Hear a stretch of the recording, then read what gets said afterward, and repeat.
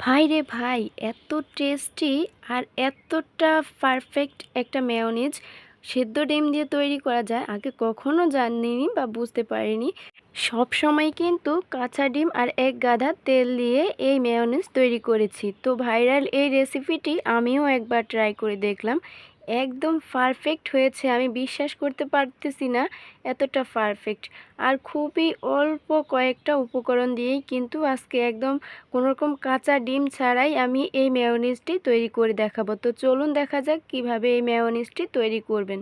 তো আমি একটা প্রথমে মিক্সিং জার নিয়েছি, আর এখানে আমি একটি সিদ্ধ ডিম নিয়েছি। আর এখন নিয়ে নিচ্ছি আমি এক ফালি লেবুর রস, মোটামুটি এখানে 2 চা চামচ পরিমাণ হবে। তো এখন আমি সাথে অ্যাড করে দিচ্ছি চিনি। তো এখানে আমি মোটামুটি 2 চা চামচ পরিমাণ চিনিটা অ্যাড করেছি। আপনার কিন্তু অবশ্যই আপনার টেস্ট অনুযায়ী মিষ্টিটা অ্যাড করবেন। সাথে অ্যাড করে দিচ্ছি এখানে গুঁড়া দুধ, মোটামুটি এখানে আমি 3 চা চামচ গুঁড়া দুধ অ্যাড করে দিয়েছি। তো এই গুঁড়া দুধটা কিন্তু অবশ্যই অ্যাড করতে হবে। তো সাথে আমি আরও অ্যাড করে দিচ্ছি হোয়াইট ভিনেগার, আর এই ভিনেগারটা কিন্তু মেয়োনিজটাকে অনেক দিন ভালো রাখবে। আর এখন অ্যাড করে দিচ্ছি কালো গোলমরিচের গুঁড়া, এখানে আমি 1 চিমটি পরিমাণ ব্যবহার করেছি। লবণ ব্যবহার করেছি 1 চিমটি পরিমাণ।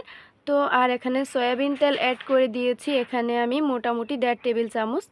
আমি কিন্তু এখানে একটি ডিম অনুযায়ী যেটুকু পরিমাণ লাগবে সেটাই আমি বলে দিয়েছি। মোটামুটি আমি 2 থেকে 3 বার ব্লেন্ডার অফ করে করে এটা ঘুরিয়ে নিয়েছি। আর এখন দেখতেই পাচ্ছেন একদম ম্যাজিক্যালভাবে এই মেয়োনিজটা কতটা পারফেক্ট তৈরি হয়ে গিয়েছে। খুবই অল্প সময়ে কয়েকটা উপকরণ দিয়ে দেখতে পাচ্ছেন কতটা পারফেক্ট একটা, একদম হোটেল রেস্টুরেন্টে যেই রকম আপনাদেরকে সার্ভ করা হয় ওই রকমই আপনারা টেস্ট পাবেন। প্রতিটি ইনগ্রেডিয়েন্টস যদি আপনারা সঠিক মাপ ইউজ করেন, তো দেখতেই পাচ্ছেন আমি একটু সার্ভ করে দেখাচ্ছি কতটা পারফেক্ট হয়েছে। আমি তো পুরাই অবাক।